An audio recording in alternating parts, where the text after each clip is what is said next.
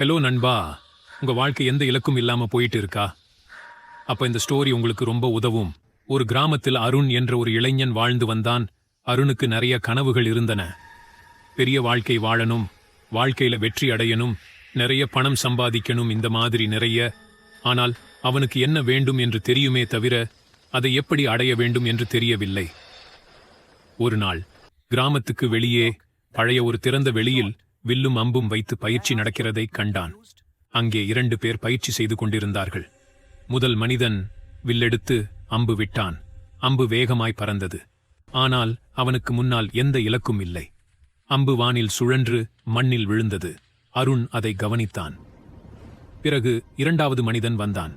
அவன் முன்னால் ஒரு தெளிவான இலக்கை வைத்தான். கண்கள் முழுவதும் கவனம் இருந்தது. அவன் மனதில் எந்த குழப்பமும் இல்லை. அம்பு விட்டான். அம்பு நேராகச் சென்று இலக்கின் மையத்தை தாக்கியது.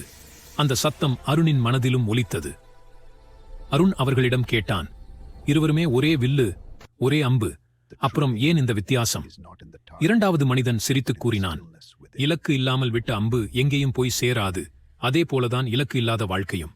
அந்த வார்த்தைகள் அருணின் உள்ளே ஆழமாக பதிந்தது. அன்றிரவு அவன் ரொம்ப நேரம் யோசித்தான். இந்த வாழ்க்கையில் என்ன வேண்டும் எனக்கு? எத்தனை வருடத்தில் அதை அடைவது? அதை எப்படி அடைவது? முதல் முறையாக அவன் வாழ்க்கைக்கு ஒரு இலக்கு வைத்தான். அதற்குப் பிறகு அருணின் வாழ்க்கை மாறியது. காலை சீக்கிரம் எழுந்தான். நேரத்தை வீணாக்குவது குறைந்தது. ஒவ்வொரு நாளும் ஒரு சிறிய முன்னேற்றம் அடைந்தான். இந்த முறை மெதுவாக, ஆனால் உறுதியாக அவன் இலக்கை நோக்கி நடந்தான். பல வருடங்கள் கழித்து அருண் வெற்றி பெற்ற மனிதனாக மாறினான். ஒன்னு தெரிஞ்சுக்கோங்க நண்பா, கனவு மட்டும் போதாது. இலக்கு இல்லாத கனவு திசை தெரியாத அம்பு மாதிரி.